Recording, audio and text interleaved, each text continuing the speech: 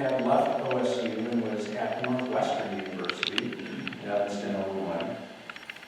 And this is the famous swamp gas case. This was in Hillsdale. Many sightings at Hillsdale College in Michigan were taking place. And he was essentially painted into a corner in a news conference situation and was very pointedly asked what he thought was causing it to happen. And a lot of the sightings were taking place over a swamp. His considered opinion was that what people were seeing was attributable to swamp gas, to the old will-o'-the-wisps and things of that nature. And the news media had a field day with that. And very quickly, you understand, I think, how media works, very quickly Hynek was quoted as saying that what they saw in Michigan was caused by swamp gas, that it almost immediately became all UFOs are swamp gas, that's what people are seeing. That's not what he meant at all, but in a strange way, that then catapulted him into the stratosphere as far as popular recognition. He got more TV spots. He was pulled into televised debates with none other than Carl Sagan, and they became not necessarily friendly rivals, because Carl Sagan really was, he poo-pooed the whole UFO topic pretty heavily, whereas Hynek was open-minded. He wanted to know what makes up that 20% of these cases that I cannot explain scientifically. So they butted heads very famously a number of times on like news programs and things of that nature. So I just wanted to reacquaint you with Dr. Hynek because he really does factor into the history of UFOs in Ohio and sort of single-handedly made UFOs acceptable to speak about in scientific terms. He struggled to do that at the academic level for perhaps obvious reasons. It was very hard to get a hearing among fellow tenured faculty. They wanted to hold UFOs at arm's length. But Hynek wanted to bring the scientific method to bear on this question and at the same time educate the public as to how to do that. And finally, on the note of Hynek, before we get into actual cases, because that's probably why you're actually here, after being in this game for a number of decades, Hynek wrote a letter to Science, the academic journal of the American Association for the Advancement of Science. This was in 1966, October. And Hynek wrote the following: I feel under some obligation to report to my scientific colleagues, who cannot be expected to keep up with so seemingly bizarre a field, the gist of my experience in monitoring the noise level over the years. In doing so, I feel somewhat like a traveler to exotic lands and faraway places, who discharges his obligation to those who stayed at home by telling them of the strange ways of the natives. So this is, before I get into the meat of what he wrote, I just also want to say this about Hynek. He was a scientist through and through, to the degree that he was involved with tracking solar eclipse that stretched from the track of it covered both Europe and the United States, and photographing that while attempting to. He set up this elaborate tracking system for the eclipse, and everywhere that they were supposed to take pictures that day was cloudy. So that was a major failure and frustration for Hynek. But he got that back, and then some, being involved in the first satellite tracking network that was done through huge cameras that had to be invented specifically for this task. This was, of course, at the time of Sputnik. We were beat to the punch with launching satellites, but we followed that up in the United States very quickly.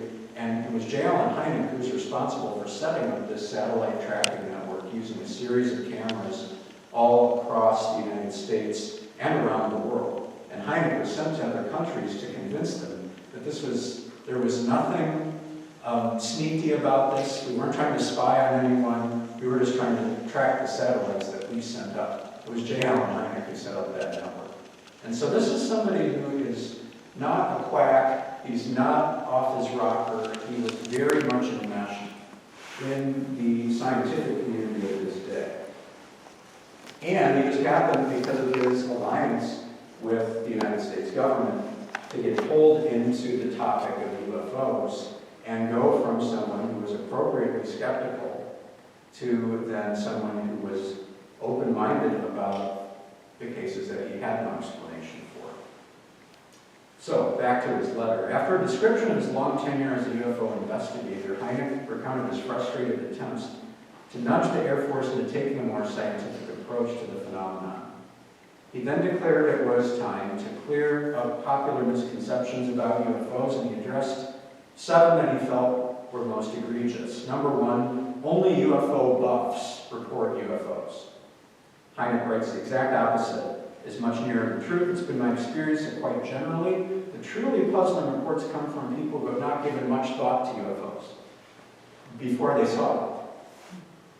Number 2, UFOs are reported by unreliable, unstable, and uneducated people. Hynek writes, this is of course true, but UFOs are reported in even greater numbers by reliable, stable, and educated people. Number 3, UFOs are never reported by scientifically trained people. Hynek writes, this is unequivocally false. Some of the very best, most coherent reports have come from scientifically trained people. It's true that scientists are reluctant to make a public report. Number 4, UFOs are never seen at close range and are always reported vaguely. Hynek says, when we speak of the body of puzzling reports, we exclude all those which fit the above description. Number 5, the Air Force has no evidence that UFOs are extraterrestrial or represent advanced technology of any kind. Hynek says this is a true statement, but is widely interpreted to mean that there is evidence against the 2 hypotheses. As long as there are quote-unquote unidentifieds, the question must obviously remain open. Number 6, UFO reports are generated by publicity. One cannot deny that there is a positive feedback when sightings are widely publicized, but it is unwarranted to assert that this is the sole cause of the high incidence of UFO reports. And number 7, UFOs have never been sighted on radar or photographed by media or satellite tracking cameras. Hynek says this statement is not equivalent to saying that radar, meteor cameras, and satellite tracking stations have not picked up oddities on their scopes or films that have remained unidentified. It was on the basis of those 7 responses that Hynek remained very much interested in, and in the end started self-publishing his own findings to the larger UFO community. That put him in a very unusual position where the UFO crowd didn't like Hynek because they felt he was a sellout, because he had worked with the United States government.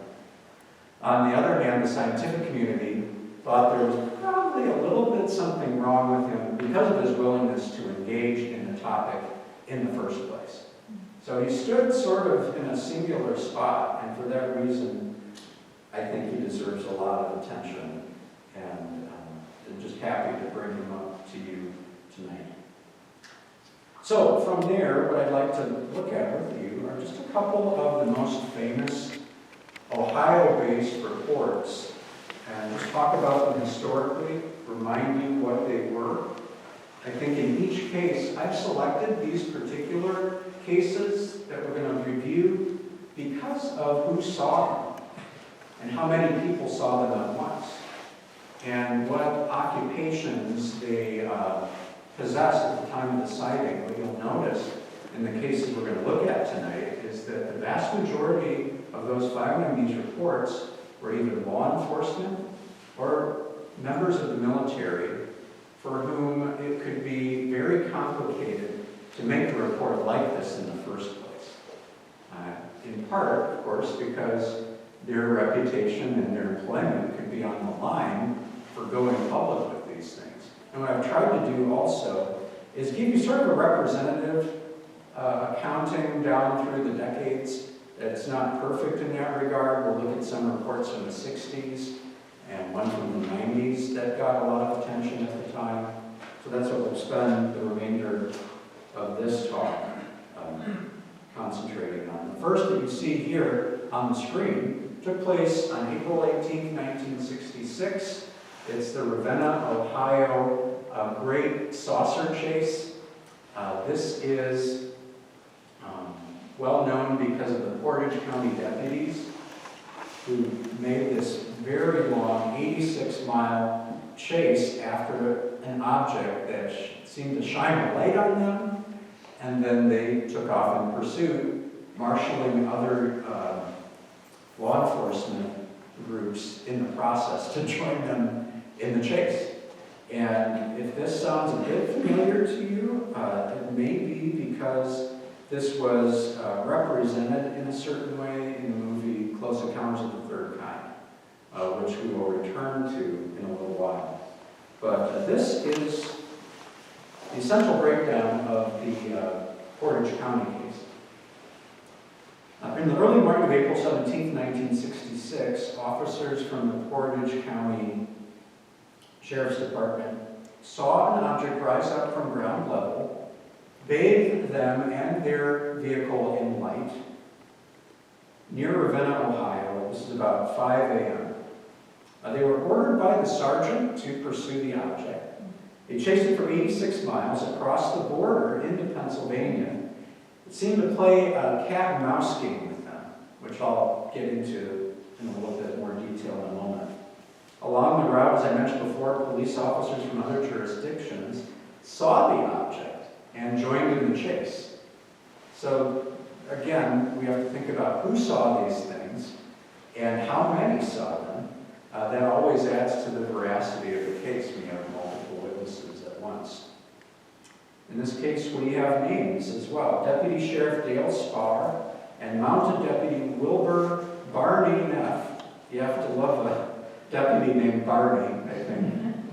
Had left their car to investigate an apparently abandoned vehicle along Route 224. And then Spar described the sighting like this. I always look behind me so no one can come up behind me, and when I looked in this wooded area behind us, I saw this thing. At this time, it was coming up to about treetop level, I'd say about 100 feet. It started moving toward us. As it came over the trees, I looked at Barney, and he was still watching the car. He didn't say nothing, and the thing kept getting brighter. The area started to get light. I told him to look over his shoulder, and he did. He just stood there with his mouth open for a minute, as bright as it was, and he looked down. And I started looking down, and I looked at my hands and clothes. They weren't burning or anything when it stopped right over top of us. The only sound in the whole area was a hum, like a transformer being loaded or an overloaded transformer when it charges.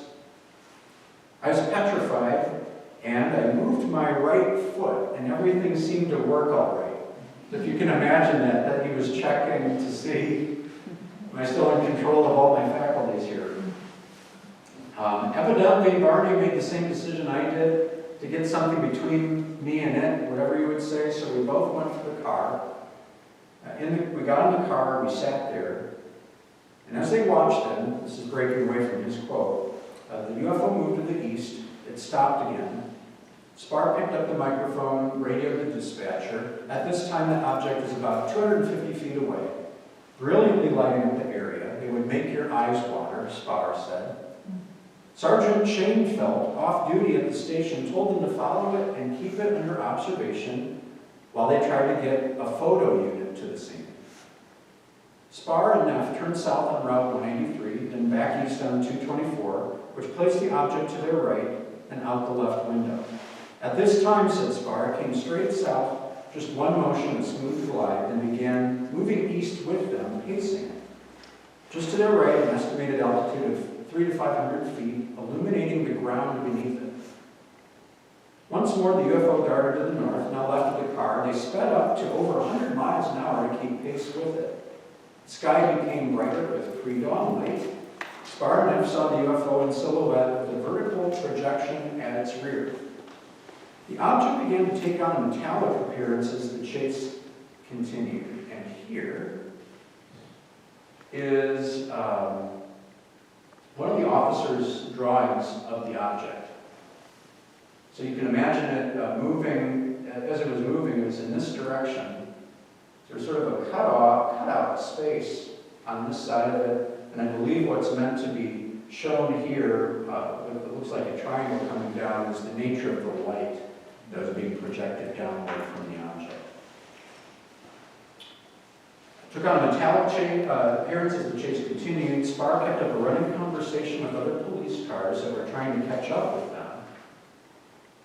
They made a wrong turn at an intersection, and this is where it gets really interesting. When they made that wrong turn, the object stopped, and then turned as if it was waiting for them to continue the chase. Officer Wayne Houston of East Palestine, Ohio, situated near the Pennsylvania border, had been monitoring the radio broadcasts and was parked at an intersection he knew the Portage County officers would be passing through soon. Shortly afterward, he saw the UFO pass by with the officers in hot pursuit. He swung out and joined the chase. At Conway, Pennsylvania, Spar spotted another parked police car and stopped to enlist his aid since their cruiser was almost out of gas. The Pennsylvania officer called his dispatcher, and according to Spar, as the four officers stood and watched the UFO, which again had stopped and was hovering, waiting to see what they would do, so it would seem, there was traffic on the radio about jets being scrambled to chase the UFO. And they could see the planes coming in. When they started talking about fighter planes, it was just as if that thing heard every word that was said. It went, and I quote, straight up. It went up. It didn't play any games. Straight up in the air. And that ends the quotes from Dale Spar. The Air Force identified the UFO as a satellite. And then they added to that later on that the officers had been confused by the planet Venus, which is a very common explanation that was offered. This is not the only case in which Venus is held forth as an explanation. In the next one as well, Venus. In fact, J. Allen Hynek was pressured to interpret Venus as the cause of another case we're going to look at tonight. Under pressure from Ohio officials, Major Hector Quintanilla, who is pictured next to the UFO drawing, at the time was the chief of Project Blue Book. He had what would only be described as an acrimonious confrontation with the deputies and witnesses. He refused to change the identification as a satellite/Venus, although it was pointed out to him that they had seen the UFO before Venus would have been visible in the sky. Now, that did not change Quintanilla's conclusion. He also denied that any jets had been scrambled, although those two had been seen by all the officers in question. But this became such a well-known and important case that it was forwarded on to a number of important study groups, including the University of Colorado UFO project, which was initiated in 1966. They published their report, that is the University of Colorado, 2 years later. Strangely, this case is not mentioned at all in that literature, for whatever reason. Quintanilla seemed to be, at that point, he was very much saying, through word and deed, that the point of Project Blue Book was to get the public disinterested in UFOs. It kind of went through this progression. Project Sign was take the reports in, take them somewhat seriously. Project Grudge was to debunk them. Project Blue Book was not so much to debunk them as to make it look silly to believe in UFOs, or to make sure people understood there will be consequences if you report these to the authorities. You will look like a fool. So that was underneath all of these, which is very interesting because at the same time that Hynek is working with Project Blue Book, he's trying to do the scientific thing with the reports that he's getting, which is to say, evaluate them honestly, while he's being pressured to make these all go away. And he says, I just can't do that. So we'll move on from Portage County. We go now to the 1970s, and as you can see here, we're going to talk about the coin incident. That took place October 18th, 1973, and this too has the benefit of some fairly highly placed witnesses, and a large group of witnesses who saw all of these things take place at the same time. And things really kick off on October 18th in north central Ohio, when strange lights in the sky were observed over Charles Mill Lake near Mansfield. The next morning they were shocked to hear that a military helicopter had also reported the lights in what's now known as the Coyne incident because of Captain Lawrence J. Coyne, who was a 36-year-old pilot at the time. According to the Center for UFO Studies, the Coyne incident is considered the most credible incident in a whole wave of sightings in 1973. 1973 was an exceedingly strange year, not only for UFO reports, but for UFO sightings and Bigfoot sightings in southwestern Pennsylvania and other places. It was just a year for oddities. And I don't have any suggestions as to why that might be, just that on the record it was that way. So what happened with the Coyne incident? Approximately 10:30 p.m., a UH-1H helicopter with the United States Army Reserve left Port Columbus on its way to Cleveland, Cleveland Hopkins Airport to be exact. In command was Lawrence Coyne, 36 years old, 19 years of flying experience under his belt. The front co-pilot was 26-year-old First Lieutenant Arrigo Chesi, who also was a chemical engineer. Behind them sat Sergeant John Healy, 35, a Cleveland policeman and flight medic, and Sergeant Robert Yanisek, a 23-year-old computer technician. The night was totally clear, calm, and starry. Helicopter was cruising at 1,200 feet above the ground. Around 11 o'clock, 10 miles south of Mansfield, Healy noticed a single red light to the west flying south. A few minutes later, the red light turned towards the helicopter and began to rapidly approach. Coyne powered a descent of 500 feet per minute to avoid a collision and contacted the National Guard aircraft tower in Mansfield to help identify the craft. Just as he heard the Mansfield tower reply, all transmission was lost. Coyne increased their descent to 2,000 feet per minute, but still could not outrun the approaching object coming right at them. Just as the crew braced for impact, the light halted and began hovering above and in front of the helicopter. Coyne, Healy, and Yanisek all described a cigar-shaped, slightly domed, but otherwise featureless gray metallic structure. Yanisek described what appeared to be windows along the top of the dome. There was a red light at the bow and an indented white light at the stern, and then, while the object hovered over the helicopter, some other strange things began to happen.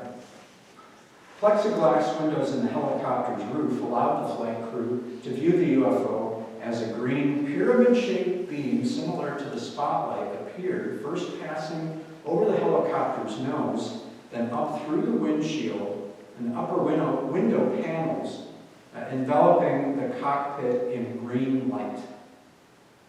At the same time, the helicopter was being pulled up by the object for about 10 seconds. The UFO then accelerated off to the west, leaving the helicopter behind before executing a turn and racing north towards Lake Erie. The helicopter crew continued on to Cleveland, unable to determine what they saw. Coyne, who described himself as a skeptic of UFOs, admitted he could not provide a reasonable answer for what had happened. When Coyne contacted the Mansfield National Guard Tower, he discovered they had no recordings of any contact with him that night, not even the initial contact, but did determine that no other aircraft were in the area at that time. Coyne had also noticed that during the incident, his magnetic compass in the helicopter stopped working correctly. Maintenance crews were unable to fix it and had to replace the entire unit. Now, a lot of the details of that particular report, incidentally, were gathered by a woman named Jenny Zeidman. And Jenny Zeidman is pretty important in Ohio UFO history because she was an Ohio State graduate student who started to work on UFOs under, guess who? J. Allen Hynek. And she went on to write her own book about her experiences compiling all of these stories. Now, I did see some interesting interpretation of the Coyne incident. I'll leave it up to you to weigh the pros and cons of this explanation, but this is what was written about it. On October 6, 1973, the Yom Kippur War erupted when Egypt and Syria, along with 10 other Arab nations, invaded Israel. Desperate for survival, Israel threatened to launch nuclear warheads against the Arab world. Seeing the apocalypse on the horizon, the White House made the decision to heavily aid Israel, ordering the U.S. Air Force to execute Operation Nickel Grass beginning October 13th. Within hours of the order, Wright Pat was buzzing as an armada of military cargo planes stuffed with war gear lifted off from the Mediterranean around the clock for 30 days straight. Much of the fleet headed east on the same path where UFO sightings had reached a boil. Yet most of the planes involved were C-141 Starlifters, resembling a pregnant passenger jet. Another heavily used plane was the C-5 Galaxy, nothing more than an oversized cargo jet. Could it be that some of the witnesses from Ohio were seeing ships and crafts from this world? Did Coyne and his crew actually have a close encounter with a super-secret Air Force craft that's still being tested? I don't know. But a metallic-shaped cigar-looking object that shoots out a green light, I'm not aware that we have anything like that even to this present day. So if they did encounter that, it's something that may still be under wraps. Next, from 1977, kind of cut this one a bit short, I think. But this took place in Fostoria, Ohio, again in October 1977. So we have a couple October reports here to consider. On the evening of the 21st of October 1977, Howard Albert, a C&O railroad engineer, was in the locomotive cab of the trainload of boxcars on the Fostoria Distribution Company Warehouse Railroad.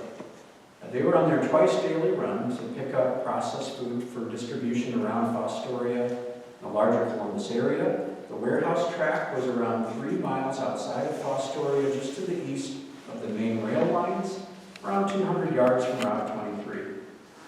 In Howard's hand was the walkie-talkie unit he would use to stay in contact with the conductor, Donald, who would check the cars, and the brakeman. It was around 3:20 a.m. Suddenly, what looked like a shooting star would catch Howard's attention. It was moving across the sky, coming out of the west. Then it curved downward, changing its direction more to the north.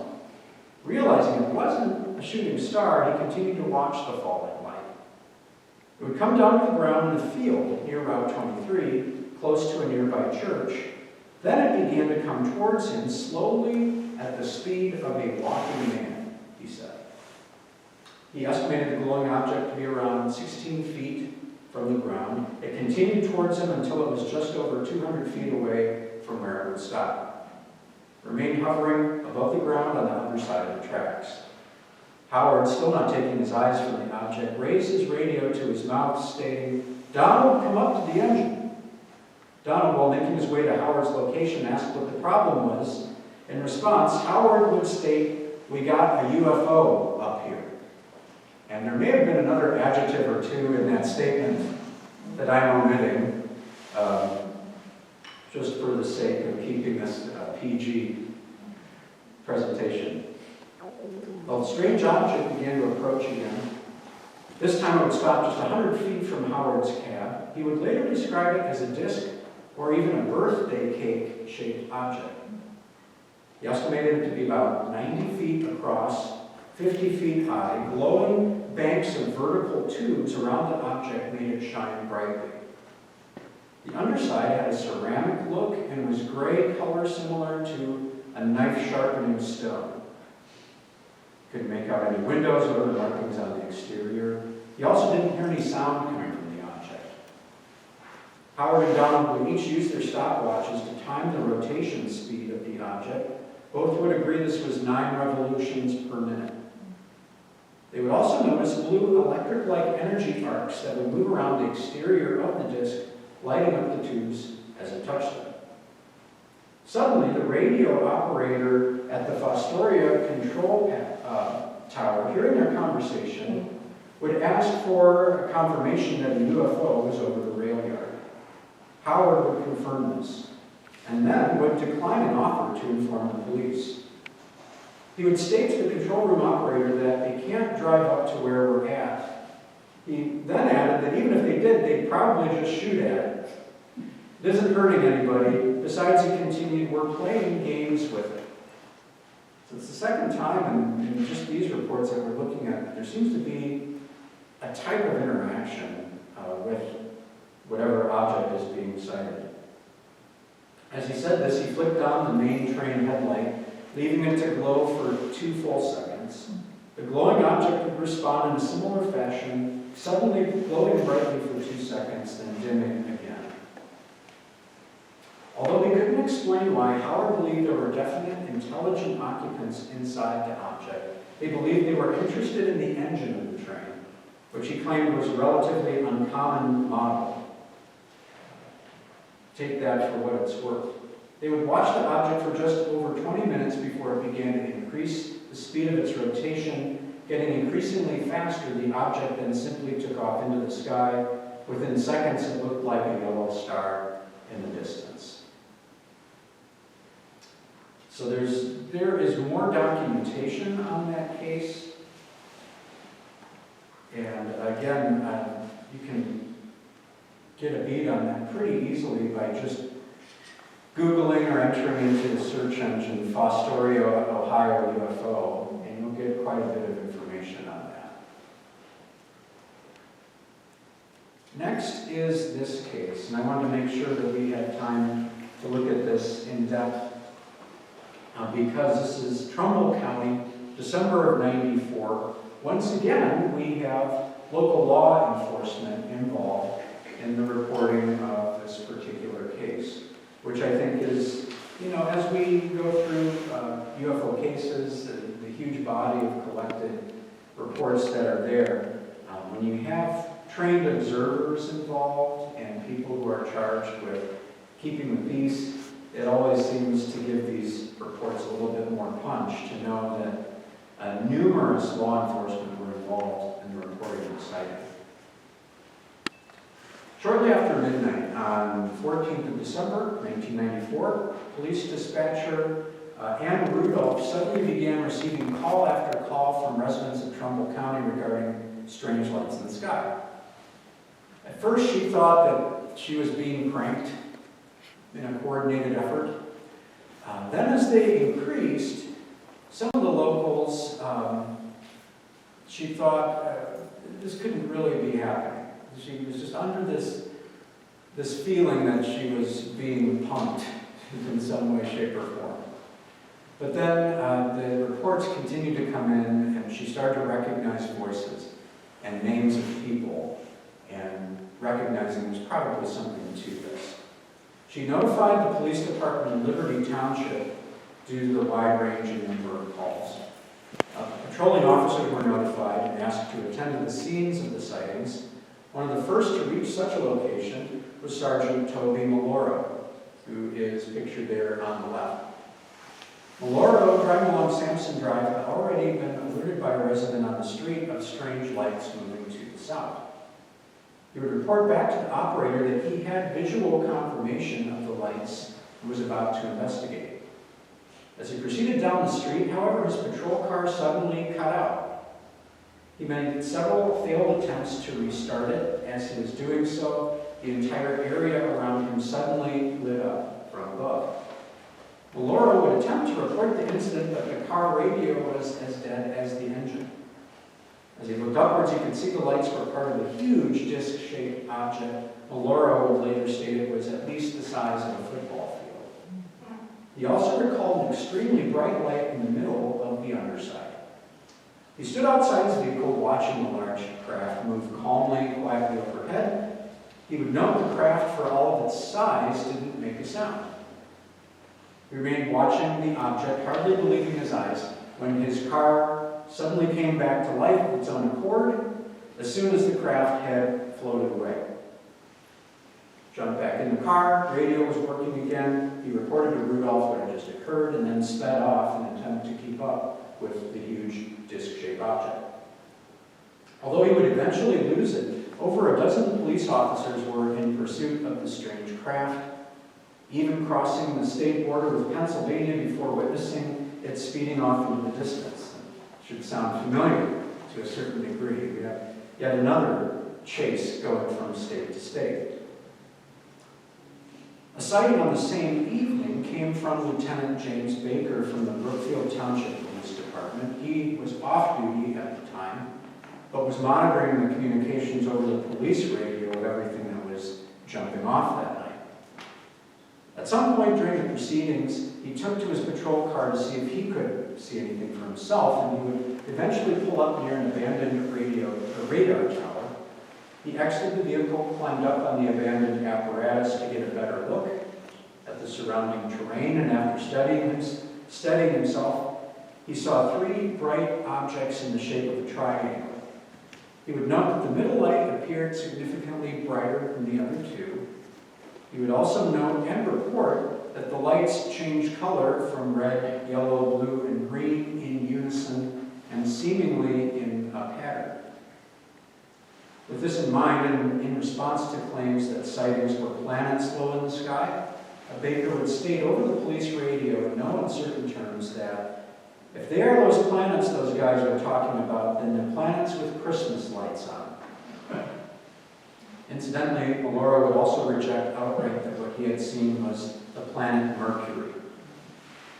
Another popular opinion among skeptics of the case is that there was an object overhead, but that it was either a secret military aircraft or standard military aircraft on a clandestine mission. There are several Air Force bases in Ohio and two in the proximity of Trumbull County. If it was a plane, Sergeant Maloro would later offer, then it must be a new plane because I've never heard of a plane that doesn't make a sound. The fact that the residents of Trumbull County live among U.S. Air Force bases perhaps make them a little more experienced in picking out aerial anomalies than those who don't. As well as seeing the regular commercial airline jets, as most of America does, they see on a semi-regular basis some of the military craft. And Rudolph would also contact the local FAA control towers to see if they had any radar confirmation of the apparent anomaly. To her dismay and concern, she was told that their radar covered a diameter of 60 miles around its central point at Youngstown. However, they had no record of any unusual activity and no confirmation of an anomalous object. This concerned Randolph, as not only had she seen the object for herself, but had over a dozen experienced police officers saying that they too had seen it. Finally, there's one last reference in this particular case. Apparently, there was a UFO researcher named Kenny Young who did a lot of work in the Ohio area, and in particular, northeast Ohio, it would seem, and down towards Cincinnati as well. He made a request for official documents regarding the sighting in Trumbull County through the Freedom of Information Act. In this case, his request was denied. So again, make of that what you will. So, as I mentioned before, this is an extremely incomplete history of UFOs in Ohio, but front of you tonight were ones that were well attested, that are on record in many cases as police reports, official sightings, if you will. There are many more out there for your inspection, I am sure. I did just want to highlight that I have contributed to a series called On the Trail of UFOs. If you're interested in finding out more about that, just go to smalltownmonsters.com. On the Trail of UFOs does feature a sighting from the 70s of a UFO in Barberton that was seen. And we have the witness on screen giving a full report of what he saw. Also, a member of his family calls in and corroborates his report. So just want to give that information to you as well. Small Town Monsters covers not only UFOs, but all sorts of other anomalous, small town related events having to do with cryptids, unexplained phenomena, and some of which you see pictured there on the screen. I wanted to give the last word tonight here to who we started with, that is J. Allen Hynek. Incidentally, it is Hynek who is credited with coming up with the classification system of close encounters. There are close encounters of the first kind, the second kind, and the third kind, having to do with proximity to the object and whether or not the eyewitness claims interaction with alleged occupants of said craft. There's even been something added to that. I believe some have added a close encounter of the fourth kind, but Hynek didn't come up with that. That's something that's been added on after the fact. But due in large part to his work in the UFO field, he was in contact with a director named Steven Spielberg, who you may have heard of. And as he was preparing the film Close Encounters of the Third Kind, he leaned on Hynek pretty heavily to provide detailed descriptions of cases and craft that had been sighted that were incorporated into the finished film. And as a thank you of sorts, Hynek was able to make a cameo in the movie. And that is him appearing in 1977 in Close Encounters when the big mothership lands out there by Devil's Tower.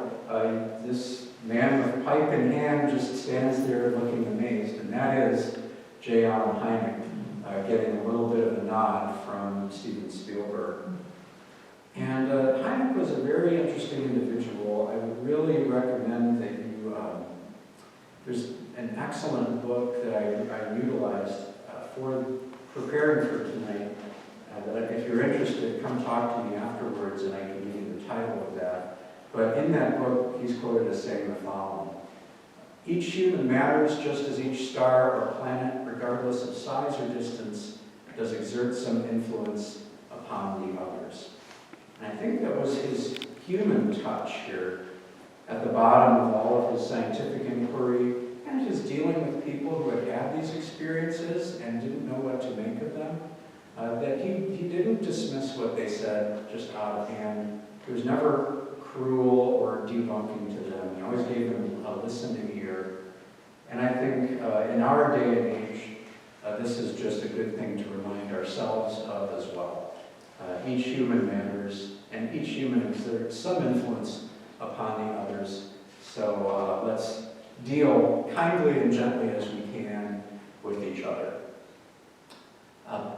That's into my report, that's into my presentation. If you have any questions, I'd be happy to field those. I have two questions. Yeah. Are you familiar with the book The Day After Roswell by Army Colonel Corso, C-O-R-S-O? Yes. And how he claimed that in transporting something he saw an alien, and I guess he was not supposed to say anything, but a year before he died, he wrote the book. Yes. Yeah, that is a very important book in the field of ufology, The Day After Roswell by Corso. And what's so often the case is that you get these people who are heavily involved in retrieval of allegedly crashed craft and even bodies of the occupants of those craft. And of of course, they were under the understanding that they were never supposed to talk about this at great penalty to themselves or their loved ones. But what we have in a wave of reporting, as these gentlemen were nearing the end of their lives, as Corso was, you know, they figured as they were on their deathbed or close to it, what's the worst they can do? Kill us? Big deal. I'm about to die, so I'm going to talk about my experiences. And Corso was one who, in no uncertain terms, said that when those items were retrieved, that you know, they saw either the material with which the objects were constructed, or even parts of bodies or intact bodies of alien craft. And the way that Wright-Patterson comes into that story is 9 times out of 10 when there is an alleged craft retrieval that takes place, some part of that ends up at Wright-Patterson Air Force Base, it seems like, even if it's just a couple pieces of something. That's true in the case of Roswell.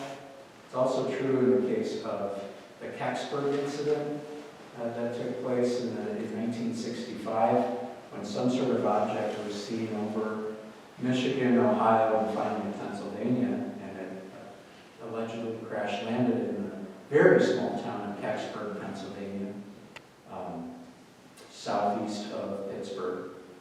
And that evening, the military was there and brought out on a tractor-trailer truck an object under a tarp, and got spirited away to finally Wright-Patterson Air Force Base. So there is a history, almost a subgenre of reports having to do with the retrieval. Also, there was a sighting in Montville in 1957. A resident, I think Odin Miller was his name, saw a craft, and I guess he reported it, and they did determine there was radioactivity there. So, do you know anything about that case? No, not offhand. It's interesting. That's the first I've heard of that. That's very interesting. Yeah. A few months ago, the Pentagon acknowledged that there were unidentified objects, and around that time, some of the media interviewed pilots that have been at our military bases and have witnessed some of this, including some exercises that they did to try to identify what was flying above our bases. Yeah. And there was one of the stories that you mentioned, one of the cases you mentioned tonight reminded me, because there was an exercise one of the pilots mentioned. They wanted to understand the flying objects, so they called all the pilots to a meeting room like this one at the base and said, okay, we're going to meet at a certain spot, but we're not going to communicate that over the radios. You're just going to go. And the test was to see if this unidentified object could hear them. And so once they left the meeting room, they all flew to the spot, and this object was waiting for them. Oh, So my question is, what do you think about that? The Pentagon has finally, in a very low-key way, admitted to the unidentified flying. So it worries me. Like, what could they have possibly seen coming, right. that they're starting to kind of spoon feed us into saying maybe it's something? Yeah, I mean, my thoughts on that are simply that it's an astonishing change of direction and public statement about what they know. You know, because looking back historically, I think it's very eye-opening to see that the official policy at first was collect the reports, debunk them, make people feel bad for having reported it in the first place, work with media to kind of get people to become disinterested in this topic. And on the level of official pronouncements, claim that there's nothing to this at all. And so now, in 2020 and 2021, to have the official statement be, yes, there are things in our skies that we have no idea what they are and what they're doing, is absolutely astounding. And it's just mind-boggling to me that all of this dovetails with a worldwide pandemic that totally stole the thunder of what otherwise would be you know, the story of the year, easily, if not the story of the decade or the story of the century. The admission that what lots of people have now seen, you know, those the so-called tic-tac UFOs being pursued by Navy jets, that yes, those are real, and secondly, we can't begin to tell you what they are. We don't know. So I agree with that description that you made, that there's a sort of a spoon feeding that's going on, or that to quietly, very deliberately, step by step, we're being told, yes, there are things up there that we don't know how this works, where they're from, or anything. So it just, one of the main themes of the movies and the series that I've worked on, as simple as it may sound, is keep your eye to the sky. You know, these days, we're doing this a lot. We should be looking up a lot more. And what's interesting, too, is going back to Hynek for a little bit, you know, he enlisted large groups of people to assist him tracking the satellites. And this was very much an amateur effort. And he sort of crowdsourced a bunch of people to help him with binoculars and telescopes to look for these satellites as they were whizzing by. And I think maybe we're being called to get back to that a little bit. Anything else?